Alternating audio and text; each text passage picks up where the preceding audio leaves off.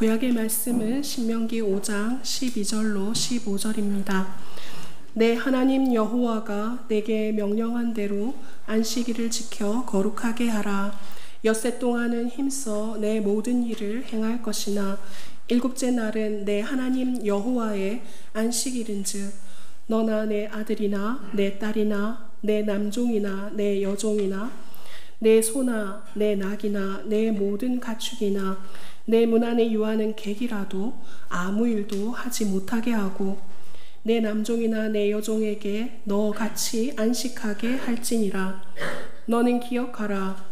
네가 애굽 땅에서 종이 되었더니 네 하나님 여호와가 강한 손과 편 팔로 거기서 너를 인도하여 내었나니 그러므로 내 하나님 여호와가 내게 명령하여 안식일을 지키라 하느니라. 아멘. 서신서의 말씀은 고린도후서 4장 6절 7절입니다. 어두운 데에 빛이 비치라 말씀하셨던 그 하나님께서 예수 그리스도의 얼굴에 있는 하나님의 영광을 아는 빛을 우리 마음에 비추셨느니라. 우리가 이 보배를 질그릇에 가졌으니 이는 심히 큰 능력은 하나님께 있고 우리에게 있지 아니함을 알게 하려 함이라. 아멘. 복음서의 말씀은 마가복음 2장 23절로 3장 6절입니다. 안식일에 예수께서 밀밭 사이로 지나가실새 그의 제자들이 길을 열며 이삭을 자르니 바리새인들이 예수께 말하되 보시오 저들이 어찌하여 안식일에 하지 못할 일을 하나이까. 예수께서 이르시되 다윗이 자기와 및 함께한 자들이 먹을 것이 없어 시장할 때에 한 일을 잃지 못하느냐. 그가 아비아달 대제사장 때에 하나님의 전에 들어가서 제사장 외에는 먹어서는 안 되는 진설병을 먹고 함께한 자들에게도 주지 아니하였느냐. 또 이르시되 안식일이 사람을 위하여 있는 것이요 사람이 안식일을 위하여 있는 것이 아니니 이러므로 인자는 안식일에도 주인이니라. 예수께서 다시 회당에 들어가시니 한쪽 손 마른 사람이 거기 있는지라. 사람들이 예수를 고발하려 하여 안식일에 그 사람을 고치시는가 주시하고 있거늘 예수께서 손 마른 사람에게 이르시되 한가운데 일어서라 하시고 그들에게 이르시되 안식일에 선을 행하는 것과 악을 행하는 것 생명을 구하는 것과 죽이는 것 어느 것이 옳으냐 하시니 그들이 잠잠하거늘 그들의 마음이 완악함을 탄식하사 노하심으로 그들을 둘러보시고 그 사람에게 이르시되 네 손을 내밀라 하시니 내밀매 그 손이 회복되었더라. 바리새인들이 나가서 곧 헤롯 당과 함께 어떻게 하여 예수를 죽일까 의논하니라. 아멘. 이것은 주님의 말씀입니다. 아멘. 오늘은 성령 강림 후 두 번째 주일이고 또 우리 기독교 대한감리회에서 1979년에 제정한 평신도 주일입니다. 과거 교회사 안에서 평신도들이 지니고 있는 영적 위치와 책임에 대한 문헌들이 가끔 발표되기도 했었습니다. 그렇지만 어떤 신학적 중요성이나 의미에 별로 관심을 가지고 이 평신도들의 영적 지위 혹은 위치에 대해서 심도 있게 다루어진 적은 별로 없었습니다. 그런데 평신도가 자신의 영적 위치와 사명을 바로 이해하는 것, 이건 굉장히 중요합니다. 왜냐하면 우선은 자신의 영적 성숙을 위해서 중요하고 그리고 다음으로는 사명을 올바로 감당하기 위해서 중요합니다. 평신도를 의미하는 영어 단어가 레이입니다. 이 단어는 히라버 라이코스라는 단어에서 비롯되었고 그 다음에 라틴어 라이쿠스라는 단어로 이렇게 전승되었다가 레이라는 단어로 이제 영어 표기가 되었는데 선택된 하나님의 백성이라는 의미를 가지고 있습니다. 그러니까 이 평신도라는 의미는 단지 목회자와 구분하기 위한 상대적인 개념이 아니고 선택된 하나님의 백성이다, 그런 의미입니다. 그러면 선택된 하나님 백성으로서의 평신도는 어떠한 신앙생활을 위해서 하나님께서 선택하셨을까?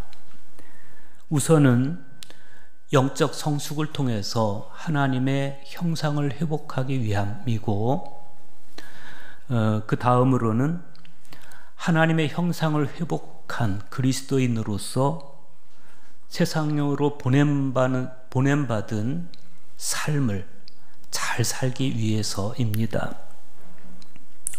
선교사로서 평신도 운동에 삶을 바쳤던 핸드릭 크레머라는 박사가 있습니다. 이분이 쓰신 평신도 신학이라는 책이 있는데, 그 책을 보면 평신도들이 성숙해져서 하나님의 형상을 회복한 후에 가져야 할 사명으로 가장 먼저 선교를 꼽습니다. 그는 교회는 선교이다 라면서 교회로서의 평신도의 존재 이유를 선교에서 찾았습니다. 그리고 다음으로 교회는 교직이다 이렇게 말해요. 그래서 평신도, 교회로서의 평신도의 존재 이유는 그리스도를 증언하는 것이다. 그리고 그 다음으로 교회는 봉사이다 라고 말해요. 그래서 교회로서의 평신도의 존재 이유는 봉사하는 것에 있다라는 것이죠. 그리고 마지막으로 이 핸드릭 크레머는 이 교회로서의 평신도들이 실천해야 할 선교와 교직과 봉사는 그리스도의 인격에 근거하고 있다라고 말을 합니다. 그러니까 그리스도인인 우리 모든 존재가 선교를 펼치거나 교직을 감당하거나 봉사에 나서기 이전에 가장 먼저 필요한 것은 그리스도의 인격을 자신의 내면에 갖추는 것이다 라고 보면 되겠습니다. 교회가 가지고 있는 진리들은 각 시대 속에서 어떻게 표현되고 어떻게 다루어지느냐에 따라서 세인들에게 공감을 얻어내는 아주 좋은 선물이 될 수도 있지만, 반대로 오히려 교회의 진리가 잘못 적용될 때는 교우들이나 이웃들에게 오히려 고통을 주고 억압을 주는 그런 한낱 도그마 같은 것이 될 수도 있습니다.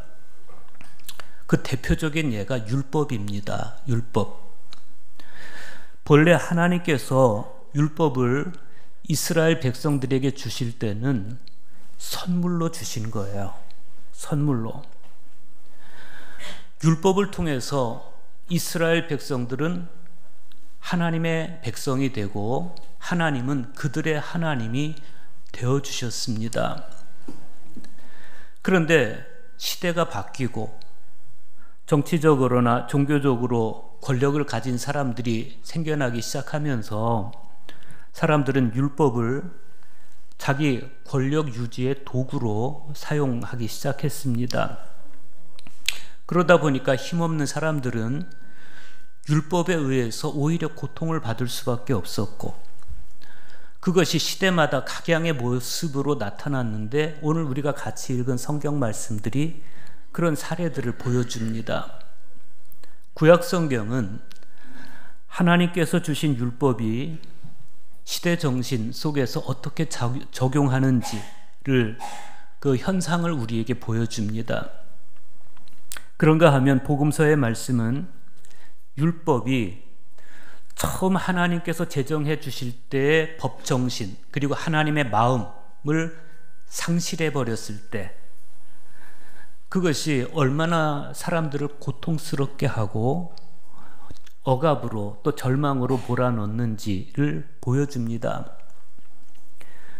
그래서 서신서의 말씀에서 사도 바울은 하나님의 영광을 아는 빛이라는 표현을 쓰고 또 이 보배를 질그릇에 가졌다라는 표현을 씁니다. 그러면서 그리스도인들이 저마다 시대 속에서 하나님께서 그 마음에 담아주신 진리로 어떻게 살아가야 하는지를 보여줍니다.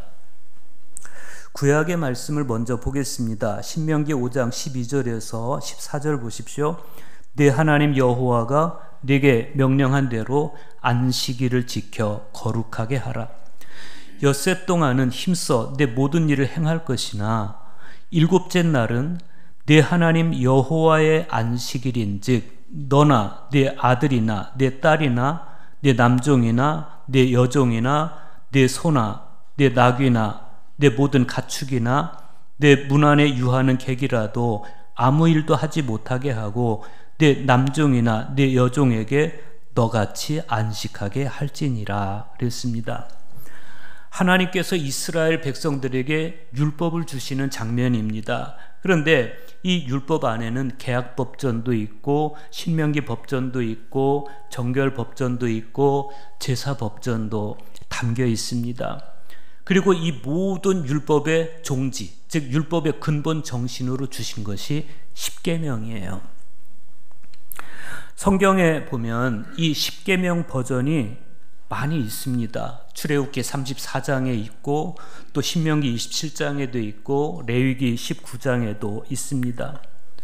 그리고 출애굽기 20장 1절에서부터 17절 그리고 오늘 우리가 같이 읽은 신명기 5장 1절에서 21절 말씀이 십계명의 전승을 대표적으로 우리에게 보여줍니다. 그런데 이 출애굽기에 나와 있는 신명기와 십계명과 신명기에 나와 있는 십계명은 거의 동일한데 한 곳이 달라요. 어디가 다른가 하면 제4계명 안식일 계명이 다릅니다. 출애굽기에는 안식일을 지켜야 하는 이유가 이렇게 설명되고 있습니다. 이는 엿새 동안에 나 여호와가 하늘과 땅과 바다와 그 가운데 모든 것을 만들고 일곱째 날에 쉬었음이라. 그러므로 나 여호와가 안식일을 복되게 하여 그날을 거룩하게 하였느니라 그랬어요. 여기에서 방점은 나 여호와에게 찍혀 있습니다. 나 여호와가 쉬었으니 너희도 쉬어라. 이건 제의적인 의미예요. 그런데 같은 안식일에 관한 이 계명이 오늘 우리가 읽은 구약 말씀 신명기 5장에 보면 이렇게 기록되어 있습니다. 너는 기억하라. 네가 애굽 땅에서 종이 되었더니 네 하나님 여호와가 강한 손과 편팔로 거기서 너를 인도하여 내었나니 그러므로 네 하나님 여호와가 네게 명령하여 안식일을 지키라 하느니라 그랬어요. 여기에는 과거의 종이었던 히브리들에게 방점이 찍혀 있습니다. 그러니까 출애굽기에 기록되어 있는 안식일법에는 여호와 하나님이 강조되고 있고 신명기에 기록된 안식일법에는 그 사람이 강조되고 있어요. 안식일은 애굽 땅에서 종이었던 너희를 위해서 만든 날이다. 그러니 안식일이 되면 마음 놓고 쉬어라. 이런 의미입니다. 출애굽 직후에 시내산에서 받은 십계명에 대한 해석과 출애굽한 지 40년이 지난 다음에 출애굽 그 십계명의 해석이 40년 사이에 굉장히 달라졌다는 걸 알 수가 있어요. 이렇게 하나님과 이스라엘 사이에 맺어진 계약은 시대가 바뀌고 문화가 변하고 그러면서 일정량 재해석이라는 변화의 과정을 겪게 됩니다. 그런데 이 지점에서 문제가 발생합니다. 본래 재해석이라는 것은 그 율법이 처음에 제정되던 당시의 율법 정신, 그리고 하나님은 어떤 마음으로 이 율법을 주셨는지 하나님의 마음을 이해하고, 그래서 이 율법이 제정되던 당시의 법 정신과 하나님의 마음이 훼손되지 않는 한도 안에서 재해석이 이루어져야 됩니다. 그런데 이스라엘이 가나안에 정착한 다음에 종교 지도자들이 권력을 갖기 시작하면서부터 그들은 이 율법의 본래의 법 정신, 그리고 율법 안에 깃들여 있는 하나님의 마음을 심각하게 훼손하고 자기들의 권력, 기득권을 더 견고하게 다져가는 도구로 율법을 사용하고 맙니다. 그 폐해가 어느 한 시대를 거치면서 단적으로 드러난 것이 오늘 우리가 읽은 마가복음의 말씀입니다. 마가복음 2장 23절에서 28절 보십시오. 안식일에 예수께서 밀밭 사이로 지나가실새 그의 제자들이 길을 열며 이삭을 자르니 바리새인들이 예수께 말하되 보시오, 저들이 어찌하여 안식일에 하지 못할 일을 하나이까? 예수께서 이르시되 다윗이 자기와 및 함께한 자들이 먹을 것이 없어 시장할 때 한 일을 읽어보지 못하였느냐? 그가 아비아달 대제사장 때 하나님의 전에 들어가서 제사장 외에는 먹어서는 안 되는 진설병을 먹고 함께한 자들에게 주지 아니하였느냐? 또 이르시되 안식일이 사람을 위하여 있는 것이요 사람이 안식일을 위하여 있는 것이 아니니 이러므로 인자는 안식일에도 주인이니라. 우리가 이 말씀을 보다 명료하게 이해하려면 마가복음 전체를 이해해야 됩니다. 마가복음 2장을 관통하는 주제는 예수님과 율법의 충돌입니다. 예수님께서 한 중풍병자의 죄를 용서해 주신 것에 대해서 서기관들이 신성모독이라고 예수님께 반발했습니다. 그러면서 갈등이 점화가 되는데, 그러고 나서 예수님께서 이번에는 레위라고 하는 세리를 제자로 삼으세요. 그리고 그 세리와 죄인들과 함께 예수님께서 식사를 하세요. 그러면서 반발이 점점 격화되어 갑니다. 예수님을 향해서 어째서 당신은 세리와 죄인들과 함께 밥을 먹습니까? 그러면서 바리새인과 서기관들이 트집을 잡고, 그러면서 점점 갈등이 격화되어 가고, 그 중에 예수님께서 하신 말씀이 그거였어요. 건강한 자에게는 의원이 쓸데없고 병든 자에게라야 쓸데있다. 너희는 건강해서 내가 필요 없을지 모르지만 그러나 저 죄인들에게는 내가 필요하다. 이런 말씀이죠. 그러면서 하시는 말씀이 나는 의인을 부르러 오지 않고 죄인을 부르러 왔다. 이렇게 반박하시죠. 그리고 나서 이제 금식에 대한 논쟁이 한 차례 펼쳐지고, 그리고 오늘 복음서의 내용이 연결이 됩니다. 그러니까 바리새인과 서기관들이 율법 준수에 관한 문제로 예수님과 사사건건 충돌을 빚어가던 바로 그 예민한 시기에 좀 제자들이 가만히 있었으면 될 텐데 하필이면 안식일에 밀 이삭을 비벼 먹은 거예요. 그러면서 또 이제 논쟁이 벌어집니다. 저들이 어째서 안식일에 하지 못할 일을 하나이까? 왜 당신 제자들은 안식일에 하면 안 되는 행동을 합니까? 라면서 바리새인들이 예수님과 제자들을 싸잡아 비난하는데, 예수님께서 하시는 말씀이 뭡니까? 안식일이 사람을 위해 있는 것이지 사람이 안식일을 위해 있는 것이 아니다 라는 거예요. 인간의 존엄함이 율법보다 우선하는 것이다. 주님은 그렇게 말씀하십니다. 그러면서 이제 한 가지 예를 들어주세요. 과거에 다윗이 도망을 다닐 때 배가 고팠습니다. 그래서 성전에 하나님의 전에 들어갔는데 그때 제사장이 아비아달이었습니다. 제사장 외에는 절대로 먹어서는 안 되는 게 진설병인데 배가 고프니까 다윗도 먹었고 다윗과 함께한 사람들에게 진설병을 나누어 주었다는 겁니다. 예수님께서 그 일을 예로 드시면서 법은 소중한 것이지만, 지켜야 되는 것이지만, 그러나 법보다도 더 절박한 상황이 있는 것이다, 그걸 말씀하시는 거예요. 그리고 이어지는 말씀을 보면 이제 이 안식일 논쟁이 더 확대됩니다. 마가복음 3장 1절에서 6절 보십시오. 예수께서 다시 회당에 들어가시니 한쪽 손 마른 사람이 거기 있는지라. 사람들이 예수를 고발하려 하여 안식일에 그 사람을 고치시는가 주시하고 있거늘 예수께서 손 마른 사람에게 이르시되 한가운데 일어서라 하시고 그들에게 이르시되 안식일에 선을 행하는 것과 악을 행하는 것, 생명을 구하는 것과 죽이는 것 어느 것이 옳으냐 하시니 그들이 잠잠하거늘 그들의 마음이 완악함을 탄식하사 노하심으로 그들을 둘러보시고 그 사람에게 이르시되 내 손을 내밀라 하시니 내밀매 그 손이 회복되었더라. 바리새인들이 나가서 곧 헤롯 당과 함께 어떻게 하여 예수를 죽일까 의논하니라 그랬어요. 예수님께서 다시 회당에 들어가셨다라는 것은 이 사건이 2장에서 계속 지금 연결되고 있는 사건이다라는 걸 보여줍니다. 아직 안식일이 지나지 않았습니다. 여전히 안식일인데 예수님께서 다시 회당에 들어가셔요. 그런데 거기에 한쪽 손이 말라있는 병자가 있었습니다.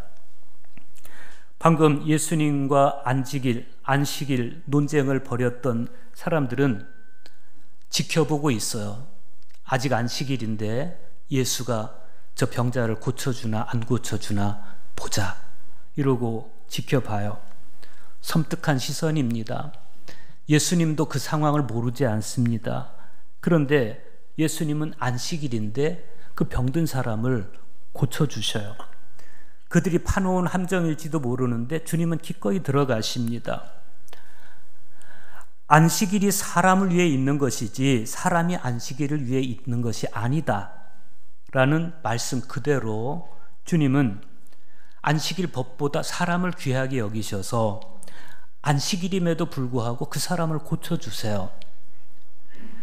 이미 옳고 그름 따위는 안중에도 없고 어떻게 하면 예수를 죽일까에만 온통 마음이 몰두되어 있는 사람들을 보면서 참된 율법이란 무엇인가를 우리는 묻지 않을 수 없습니다.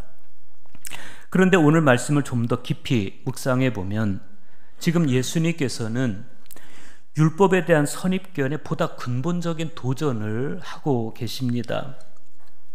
당시 바리새인과 서기관들은 안식일 하면 아무것도 안 하는 날 이렇게 생각했어요. 그런데 예수님께서는 안식일에 일을 하는 것에 대해서 물으세요. 안식일에 선을 행하는 일과 악을 행하는 일, 생명을 살리는 일과 죽이는 일에 대해서 예수님께서 물으십니다. 그러니까 안식일은 아무것도 안 하는 날이야 이렇게 생각하는 바리새인과 서기관들의 관념에 대해서 오히려 주님은 아니야, 안식일은 일하는 날이야 라고 말씀을 하시는 겁니다. 이건 당시 사람들이 생각하던 율법의 관념에 대한 본질적인 문제 제기입니다. 아마도 지금 우리들 중에도 그게 무슨 말이야? 안식일이 일하는 날이라는 게 무슨 말이야? 이렇게 생각하시는 분들 있을 겁니다. 주님은 일 안 함으로써 얻어지는 안식보다 일함으로써 얻는 안식이 하나님의 뜻에 가깝다라는 지금 말씀을 하고 계시는 겁니다. 여기서 중요한 거는 일을 하느냐 안 하느냐 이게 중요한 게 아니에요. 그런 형식이 중요한 게 아니라 그것보다 더 중요한 근원적인 물음, 즉 그 일이 어떤 일이냐의 물음이에요. 그러니까 지금 주님의 말씀은 만약 그 일이 악한 일이고 사람을 죽이는 일이라면 그건 안식일이 아닌 날에도 그걸 하면 안 돼. 그러나 그것이 선한 일이고 생명을 구하는 일이라면 안식이라고 해서 그 일을 안 하면 안 된다는 거예요. 안식일에라도 사람의 생명을 구하는 일은 해야 된다는 거예요. 네 가축이 안식일인데 물에 빠지면 안식일이라고 해서 너 안 건져줄래? 예수님 그렇게 물은 적 있으시죠? 그런데 우리는 예수님께서 이 말씀을 하실 때 평온한 얼굴로 말씀하시지 않았다는 것, 굉장히 분노해서 안식일날 예수를 사지로 함정에 몰아넣고 안식일날 저 예수가 사람을 고쳐주는가 안 고쳐주는가 한번 두고 보자라고 생각하고 있는 그 속내를 아시는 예수님께서 분노하셔서 지금 이 말씀을 하고 계신다는 것. 5절 보십시오. 3장 5절. 그들의 마음이 완악함을 탄식하사 노하심으로 그들을 둘러보셨다라고 주님 마가는 당시 분위기를 전해줍니다. 주님께서 무엇에 대해서 분노하셨는지를 우리는 알아야 됩니다. 바리새인과 서기관들의 마음이 악했다는 것은 그들이 안식일의 참된 의미를 모르지 않았습니다. 그럼에도 불구하고 고의로 외면하고 오히려 안식일을 자기들 권력을 유지하는 도구로 사용하고 사람을 함정에 빠뜨리는 도구로 사용한 것에 대해서 예수님은 분노하시는 거예요. 도덕경 12장에 이런 말이 있습니다. 5가지 색으로 사람의 눈이 멀게 되고 5가지 음으로 사람의 귀가 멀게 되고 5가지 맛으로 사람의 입맛이 고약해진다. 말달리기 사냥하기로 사람의 마음이 광분하고 얻기 어려운 재물로 사람의 행동이 그르게 된다. 우리가 감각적이고 외면적인 가치에 탐닉해서 눈 멀고 귀 먹고 그리고 입맛마저 고약해지면 이런 모든 현상세계의 근원이 되는 도에서 우리 관심을 멀게 하는 족쇄가 될 수 있으니 조심하라.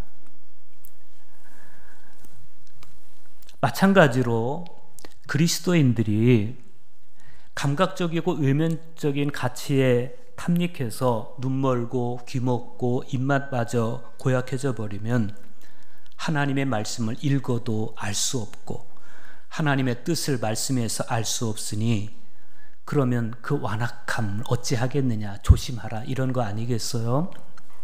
예수님께서는 그 손마른 사람을 한가운데 일어서게 하십니다. 그리고 네 손을 내밀라고 말씀하십니다. 그리고 그 사람을 고쳐주십니다. 사람이 안식일에 선을 행하는 것과 악을 행하는 것, 생명을 구하는 것과 죽이는 것, 어느 것이 옳으냐? 주님은 그렇게 물으시죠. 그리고 나서 그 사람을 고쳐주는 거예요. 그럼으로써 답을 보여주세요.